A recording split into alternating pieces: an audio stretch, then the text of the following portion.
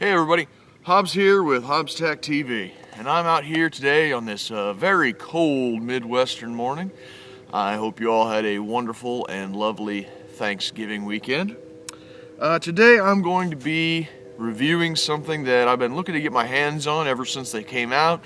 I just never got around to it. It was more one of those because I want it purchases more than a because I have a niche that needs filled purchases. And the other day, about a month ago, I had enough disposable income, I guess you could say, and I went ahead and made the buy. And I am talking, of course, about the little Ruger SR22 pistol you have sitting right in front of me right here. It's a compact polymer frame pistol. It's a vast departure from Ruger's traditional Mark I series, Mark II, Mark III, and the 2245 series of handguns. It's a great little gun so far. I've had it for about a month. I've put a few rounds through it. So for the review, we'll go over brief use, what it's supposed to be used for, some likes and dislikes that I've found about it so far, and we'll do a little bit of shooting with it and see how it goes. So first off, what is the target market for this particular gun? Well, it's very compact. It's not nearly as big as even the most compact of the old Ruger Mark series. It's very small. It's more akin to a subcompact self-defense concealed carry gun. However, it is a 22 long rifle, and therefore probably not going to be suited for self-defense in all but the most extreme circumstances. So generally the use for this gun, the target market, is going to be more for just your casual backyard plinking. Now I know that we have a drought in rimfire ammunition availability currently, as of now, late November 2015. Lucky for me though, I laid into a large stock of 22 long rifle about 3.5 years ago, so I'm not hurting for 22 as of right now. The other market that you could theoretically see this thing going to is the small game market. This would be a very handy, packable, relatively quiet firearm to put into a backpack, carry on a hip holster, take it backwoods packing, take out a squirrel or a rabbit if you're doing a weekend of camping and living off of the land. It'd be very good for that, especially if you add a suppressor. Very, very quiet little handgun. So small game hunting, backpacking, and casual target shooting would be the niche. Another place that you could theoretically see it going would be to teach young people or small statured people or recoil sensitive folks how to shoot a handgun. This thing has almost no recoil whatsoever. Again, when you add the suppressor on it, it's very, very quiet, and it's just a joy to shoot.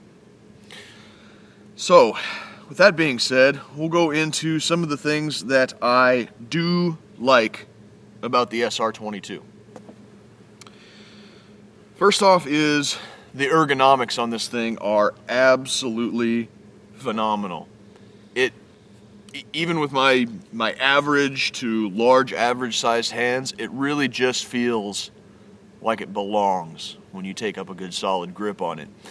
Another thing is if it doesn't feel just right, Ruger includes a grip sleeve that we'll go over how to change that later on, and you also have an additional set of base plates for the magazines. The magazines come stock with sort of a finger rest base plate, and you also have these short flush fitting base plates that you can put onto the magazine if that's more to your liking. Other than that, the trigger is decent. It's very heavy in its double action mode. Its single action mode it's okay.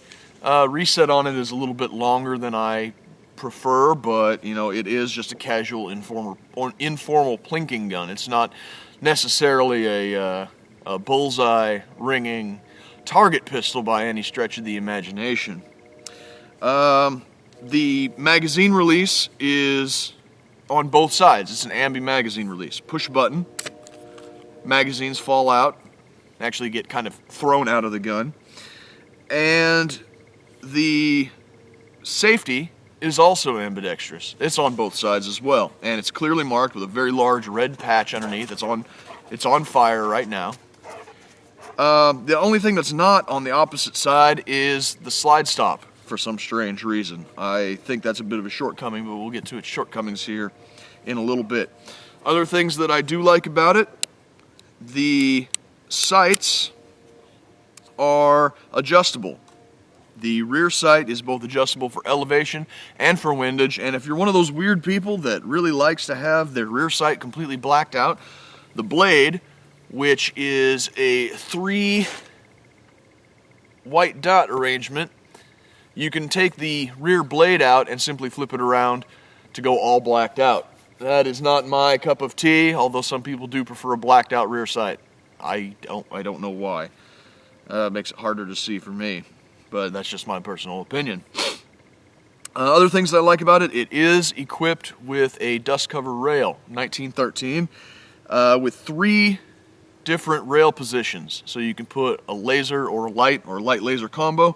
I opted to go with a Crimson Trace Railmaster Pro, or Railmaster, I'm sorry, not the Pro, there's the regular Railmaster, on this particular little gun, because looking at them together, I just really liked the aesthetics of it. It seems to blend in very nicely with the gun.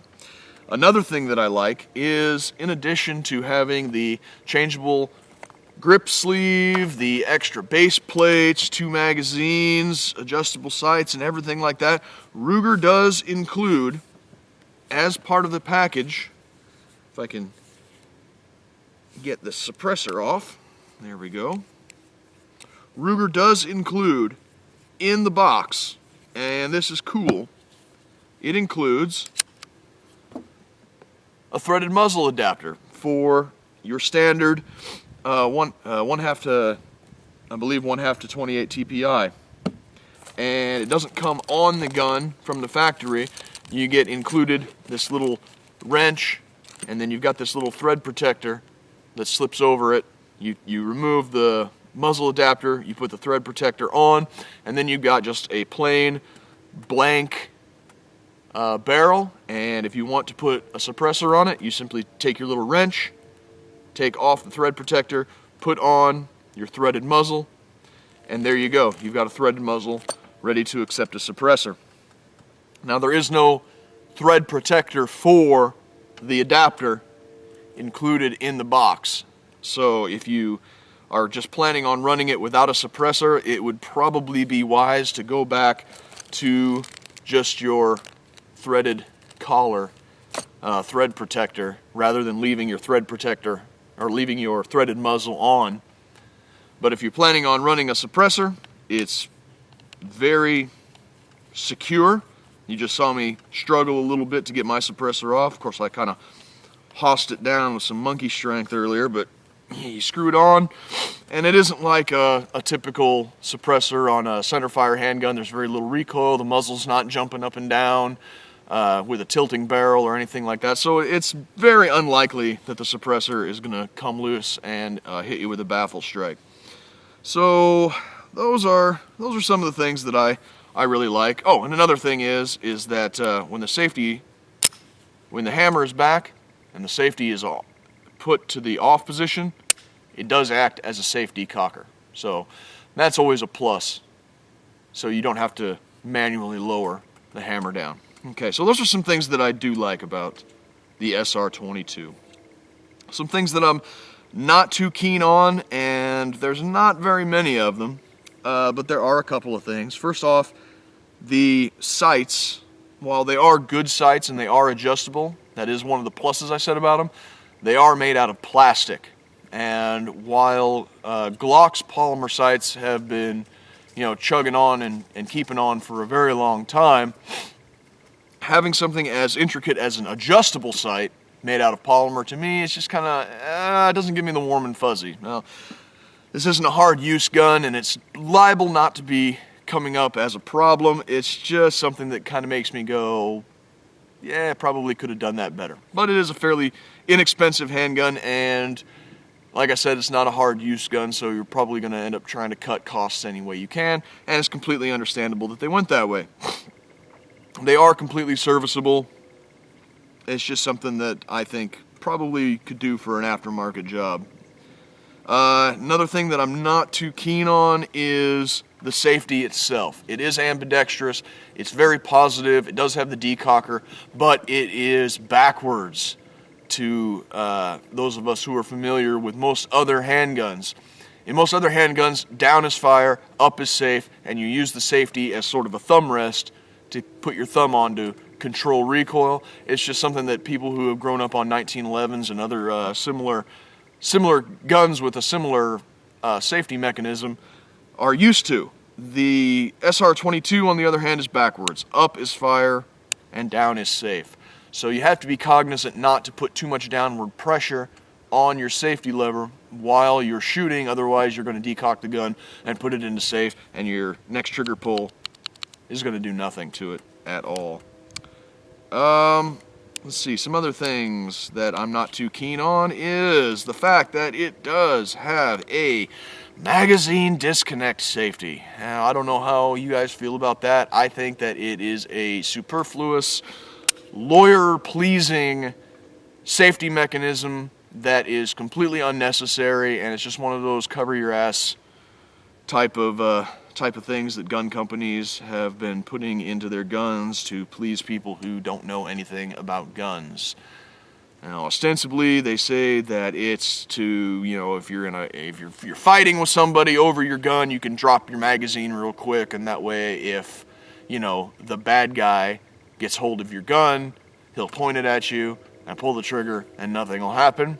But it cuts both ways. If you're in a fight with somebody over your gun and you drop your magazine as a safety measure, but then you regain control of your gun, now you have a deactivated firearm. And then there's also something to be said about how magazine disconnect safeties oftentimes negatively impact the trigger pull, the quality of trigger pull on a gun.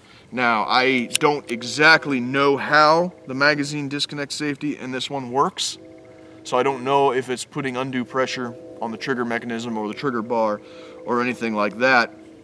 And I don't know if it is removable or not either. So, like I said, it's a fairly new gun to me. It's a fairly new gun to the market in general. Time will tell. I haven't really investigated too much into it, being that this is a fairly new gun to me. So those are some things that I like and dislike about it. Other than that, the gun seems very solid. It is a polymer frame gun. It's got this rubberized grip to it, and I'll show you how to take that apart here in a little bit.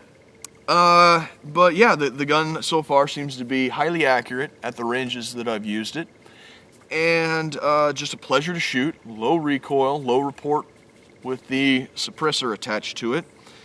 It would make a fantastic coon hunting rig, I believe. That is the primary purpose of why I bought it, was to take it out coon hunting. I've got the laser, I've got the suppressor, I'd have a handheld flashlight, and it would be all I would need to quietly take down a raccoon in the middle of the night. So to me, this right here is an ideal nighttime coon getter. A quick breakdown of the gun here real quick. First thing you're going to want to do is, like always, you're going to want to lock and clear. Chamber's empty, no magazine in, okay?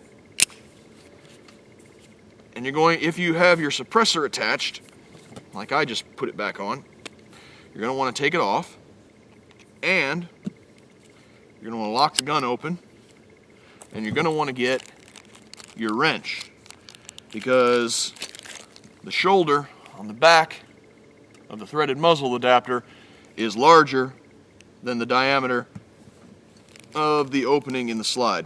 So you're going to get your wrench, but you get your wrench, you put it on, there's two flats machined into the side of the thread adapter, and all you're going to want to do is just break it free and take it off by hand. Now, I suppose you probably could have left the suppressor attached to it, but we're going to go into a detailed strip here. Okay, the next thing you're going to want to do is underneath of the underneath of the gun, inside of the trigger guard is this little bar here. Now all you got to do is take that and flip it down 90 degrees. It's easy to just hook your fingernail underneath of it. If not, you can use the back end of the wrench to kind of flip it down. Once that bar is down, you simply take the slide, pull it back all the way, lift up slightly, and then wiggle it loose. And the whole shebang comes apart. You got a fixed barrel, you got your lock work, and everything on the inside there that's easily serviceable. The breech area and the barrel itself on this gun are very thick, so you're not going to have any danger of, an exploding gun or anything. It looks like it's stainless steel. It's very, very thick. That would probably be why this gun so far has been so accurate to me. And on the inside of the slide, you got a very simple spring-loaded hook extractor, you got a out-of-battery safety, and you got your recoil spring and recoil spring guide. The recoil spring guide is simply a piece of plastic, and your recoil spring is a not very heavy but not weak simple coil spring, round stock coil spring. Putting the gun back together should be in the reverse order. Simply take your recoil spring, put it into the front of the slide, and this is, with these little rimfire pistols, usually a bigger pain in the butt than it should be. Might need to take it, flip it upside down, make sure you get the barrel in between the recoil spring and the slide, put it on. This is where 3 hands would come in very handy. But you just take the little recoil spring, put it in, and it's got a little recess underneath of it there that it kind of slides into. And then once you get it all put back together, you pull it back, push it down, slide it forward, and then flick that little paddle back up, and the gun is back together. Everything works fine. You lock it to the rear, take your muzzle adapter or your thread protector if you want it to be, hand tighten it, use your little wrench, give it a little hoss, put it back in its baggie,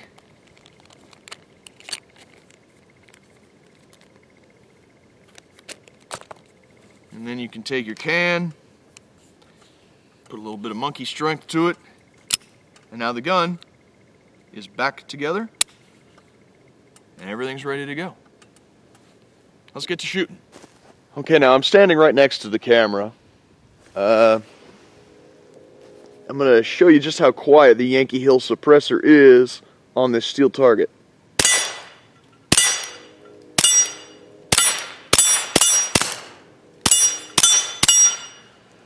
Incredibly quiet. Now you can see here from this shooting just how little recoil the SR22 has in rapid fire.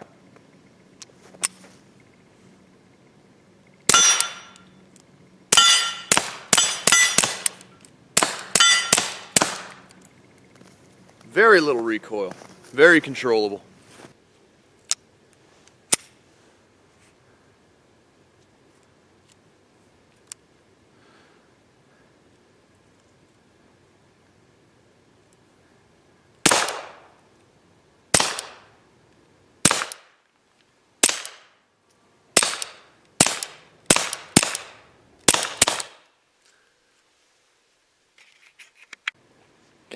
Alright everyone, I'm back here about 10, 15 yards or so, and I set up some dead soldiers from a couple of weeks ago. Whole line of old glass beer bottles. Out here where I'm at, we don't have trash service, so we can't really get rid of our old glass bottles by just tossing them in the trash and taking them out to the dumpster, so we got to get creative with how we dispose of our old bottles. So we take them out here to the pond and set them up and knock them down. We got a little ice on the pond today, so should make for some interesting things when I hit the bottles or even miss the bottles and just hit the ice behind them. So we'll see how we go.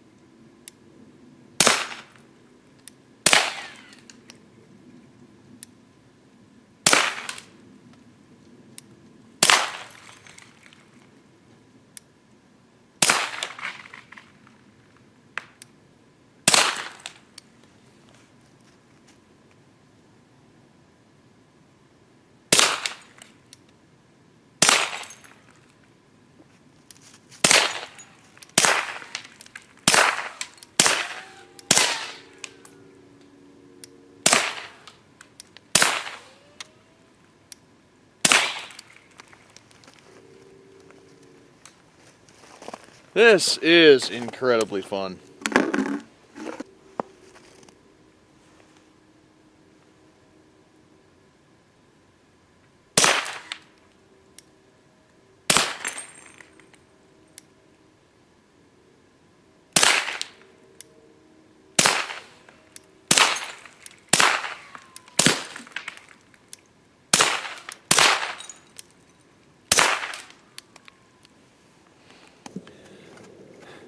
Okay guys, that about wraps it up for my little overview of the Ruger SR22. A great, fun, versatile little gun.